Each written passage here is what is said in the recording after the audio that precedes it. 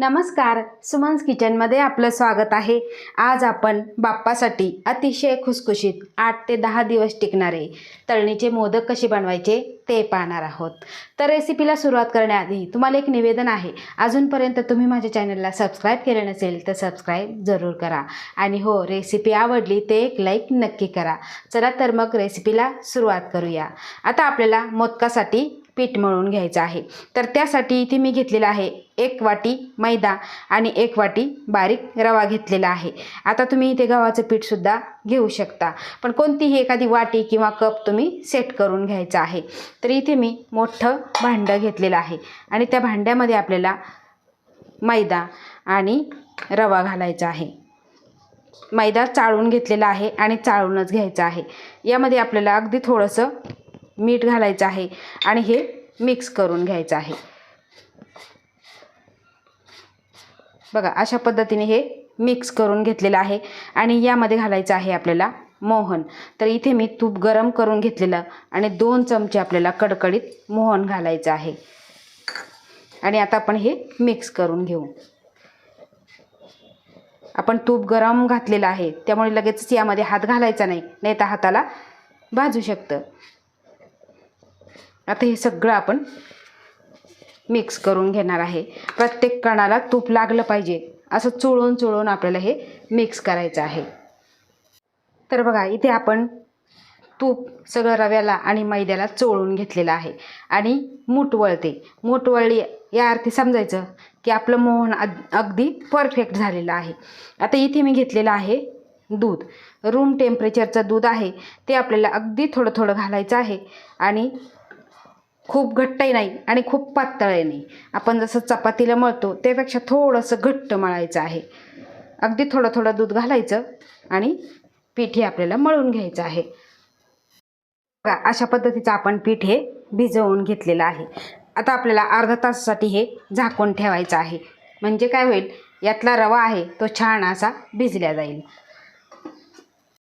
तर इथे आपलं मोदकाचं पीठ भिजतंय तोपर्यंत आपण सारण बनवून घेऊ।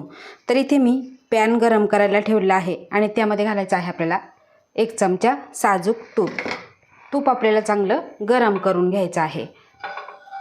आता तूप गरम झालं की यामध्ये आपल्याला घालायचं आहे अर्धा चमचा खसखस।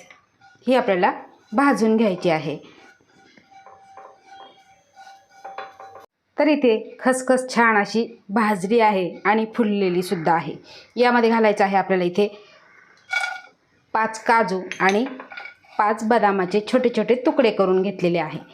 आता तुम्हाला आवडत असेल तर घाला, नाही घातले तरीही चालेल। अगदी आपल्याला 2 मिनटं फक्त हे परतून घ्यायचं आहे। तर इथे काजू बदाम आपण 2 मिनटे परतून घेतलेले आहे। आता यामध्ये घालायचं आहे आपल्याला 2 वाटी सुकं खोबरं। आता तुम्ही ओलं खोबरं घेतलं तरीही चालेल। सुक्या खोबऱ्याने सुद्धा मोदक अतिशय छान लागतात आणि 8 ते 10 दिवस टिकायला मदत होते। आता हे फक्त आपल्याला 2 ते 3 मिनटे कुरकुरीत होईपर्यंत परतून घ्यायचं आहे, भाजून घ्यायचं आहे।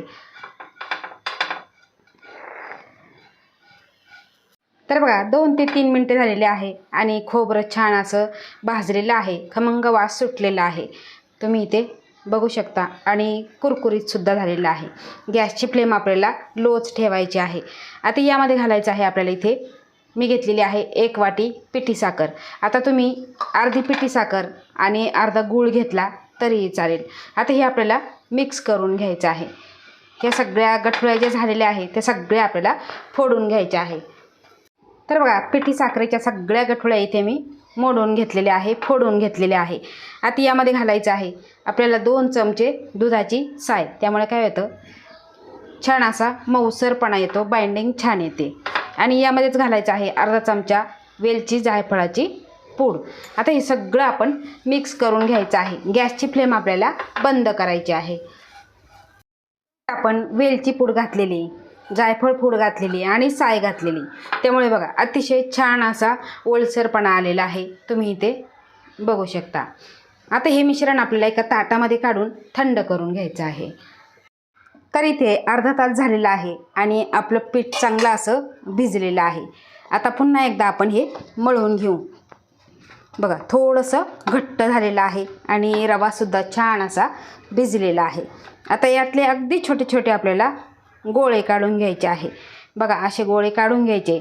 आणि जर तुम्हाला गोळे करून जमत नसेल तर एकदम मोठी चपाती लाटायची आणि वाटीने कट करून घ्यायचं आहे. आता आपण लाटून घेऊ. तर बघा इथे पोळीपटावर मी लाटी ठेवलेली आहे आणि आपल्याला कडेनी पातळ आणि मध्यभागी थोडंसं जाड ठेवायचं आहे. अशा पद्धतीने आपल्याला लाटून घ्यायचं आहे.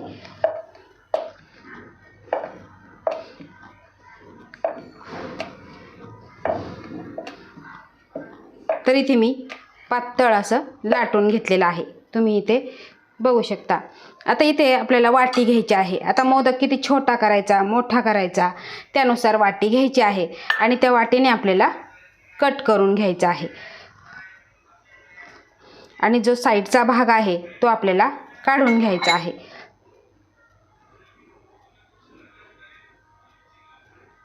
बघा अशा पद्धतीने काढून घ्यायचा आणि पुन्हा अगदी थोडंसं आपल्याला लाटणं फिरवून घ्यायचं आहे.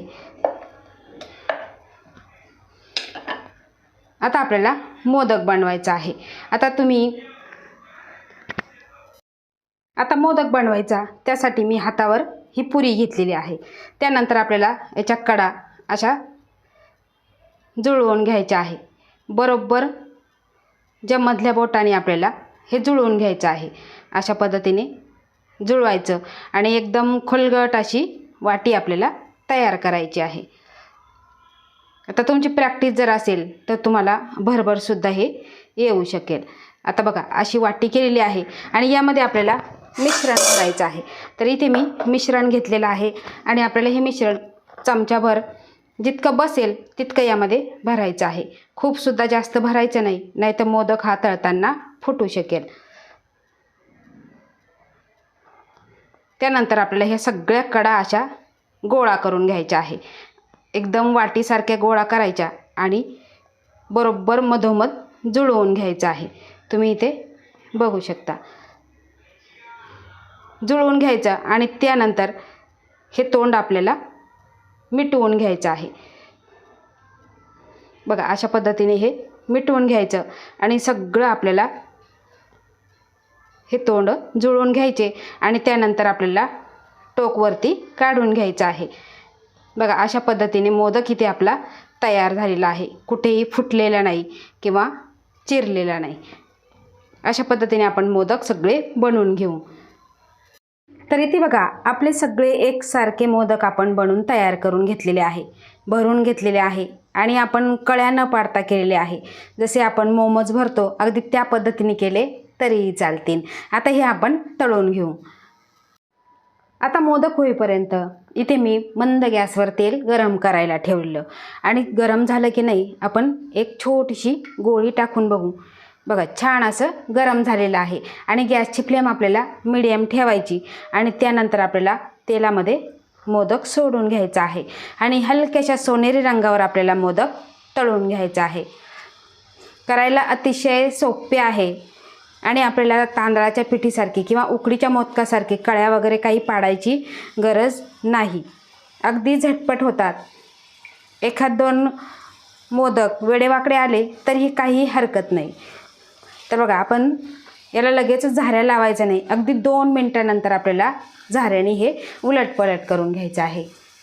तर इथे आपण उलटपलट करून सोनेरी रंगावर मोदक तळून घेतलेला आहे. तुम्ही इथे मोदकाचा कलर बघू शकता. अतिशय सुंदर असा आलेला आहे आणि मोदक तेलामध्ये अजिबात फुटलेला नाही. आता हे मोदक आपण काढून घेऊ आणि बाकीचे राहिलेले अशाच पद्धतीने आपण मोदक तळून घेऊ. तर तुम्ही इथे बघू शकता बाप्पाच्या प्रसादासाठी खुसखुशीत 8 ते 10 दिवस टिकणारे तळणीचे मोदक आपले तयार झालेले आहे. कुठेही तेलात फुटलेला नाही. अगदी व्यवस्थित असा मोदक आपला तयार झालेला आहे आणि तुम्ही सारण इथे बघू शकता. आपण तळल्यामुळे काय होतं, मीडियम गॅसवर तळल्यामुळे काय होतं, आतली जी पिठी साखर आहे ती ओली होते आणि अतिशय छान असा हा मोदक आपला चवीला लागतो. तर ह्या अशा सोप्या पद्धतीने तुम्ही बाप्पासाठी ह्या मोदकांचा एक दिवस नक्की राखून ठेवा. अतिशय करायला सोपे आहे. मी जे प्रमाण सांगितलं त्या प्रमाणामध्ये तुम्ही करू शकता. अगदी आपल्याला कळ्याच पाडायच्या नाही. फक्त आपण जसा मोमोज करतो अगदी त्या पद्धतीने जरी केलं तरी आपला मोदक तयार होतो. तर अशा ह्या सोप्या पद्धतीने तुम्ही खुसखुशीत तळणीचे मोदक जरूर करून बघा आणि तुमचा अभिप्राय मला कमेंटद्वारे नक्की कळवा. आवडल्यास लाईक करा, शेअर करा, सबस्क्राईब करा आणि बाजूचं बेल आयकॉन बटन प्रेस करा. धन्यवाद.